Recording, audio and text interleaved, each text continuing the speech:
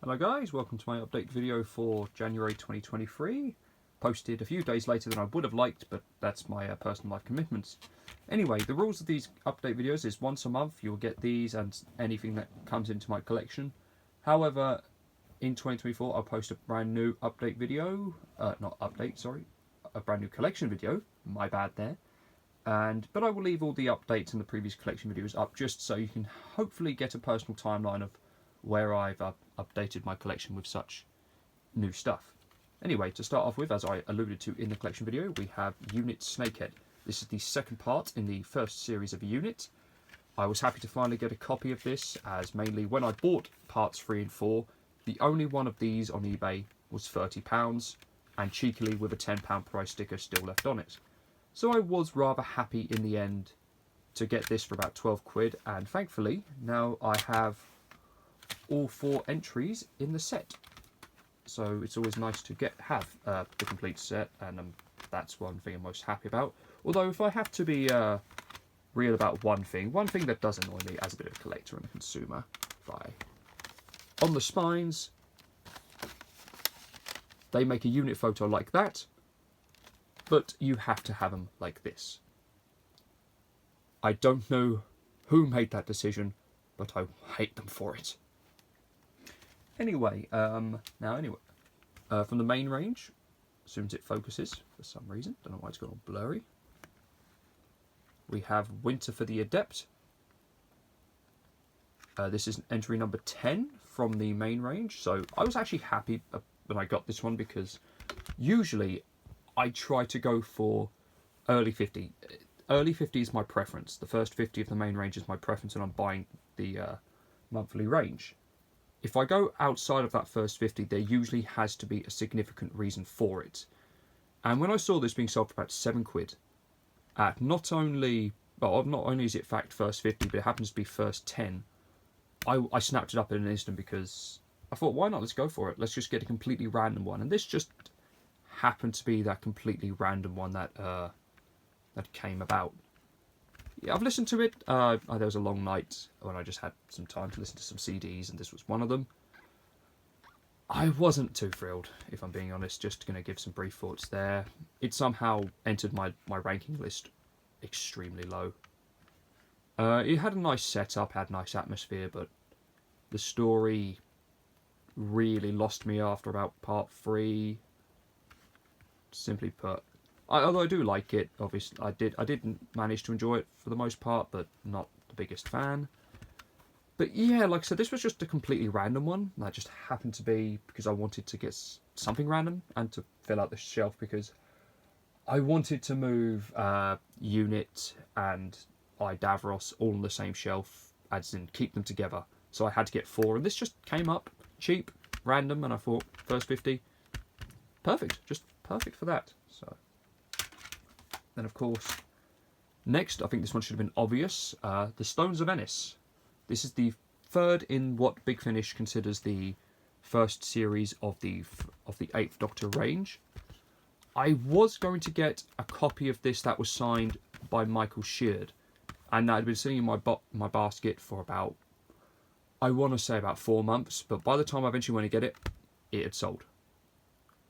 Isn't that typical? So I managed to save myself about 30 quid and just get a regular copy.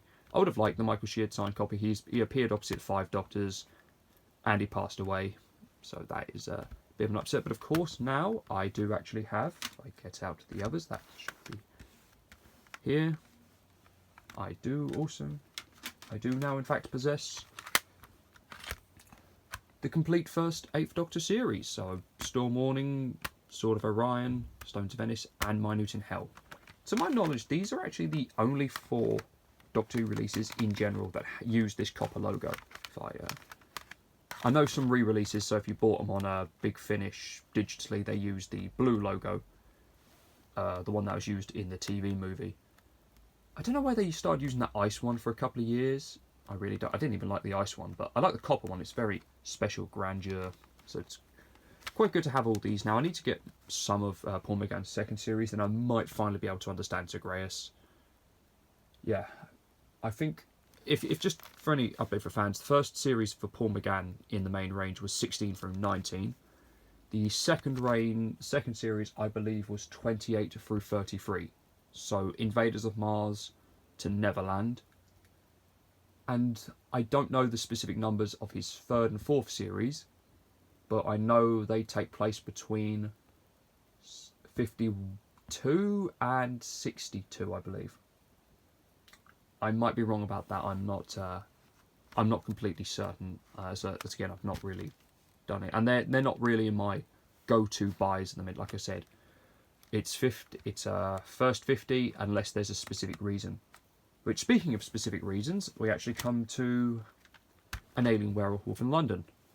This is number 252. Obviously, this is very much outside of what I'd usually go to, but the main reason I did go for it is Mags, Jessica Martin. I like the character, but the main reason is one of the conventions I frequent, she attends. The 2 DVDs I have, which she is on, are both signed, so I needed something, obviously, to get her to sign. So this was very much a preemptive purchase. She hasn't even been announced, but it's very much a case of I need something. So if she gets announced, I will listen to it. Like I said, very much outside of what I tend to go for, especially given this is, well over 202 above what my main target goal.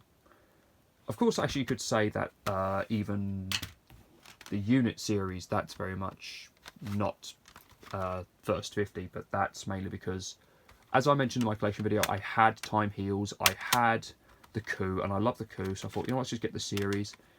If only it didn't take me forever to get a copy of 2. That is still the most annoying thing, really.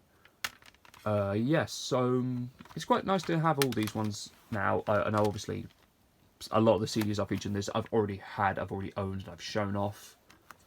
But I just wanted to give the context of why I purchased these ones in specific.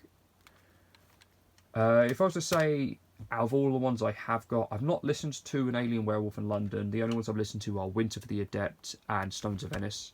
Actually, if I go back to Stones of Venice, one of my biggest criticisms of this one, just to be brief, is it's treated like a historical, and it takes place in, when? 23rd century, I believe. Doesn't even mention it on the back.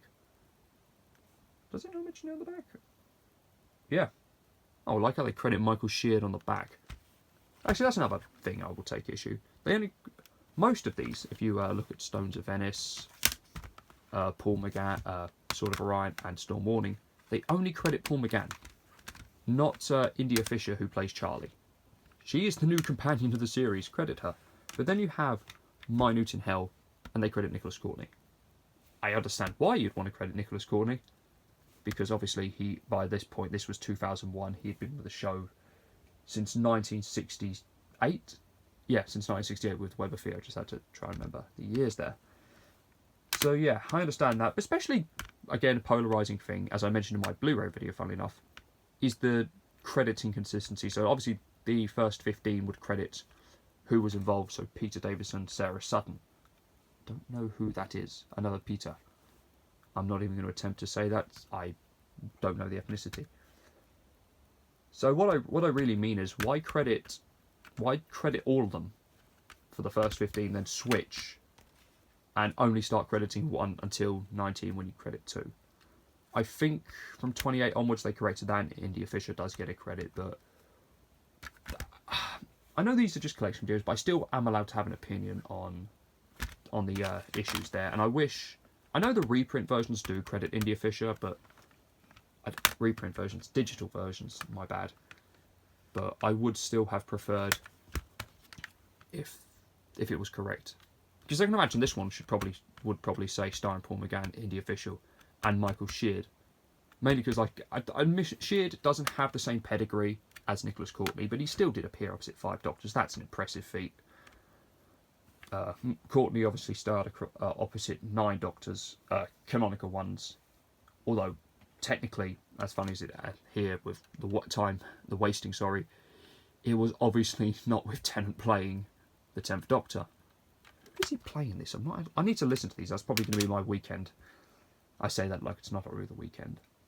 So yeah, yeah, I don't know what I want to get in the future. Obviously, again, more than the first 10. I've got, I think, about 8 lined up for when I do get paid, and I have more to put in the collection. Obviously, we'll get an update video then.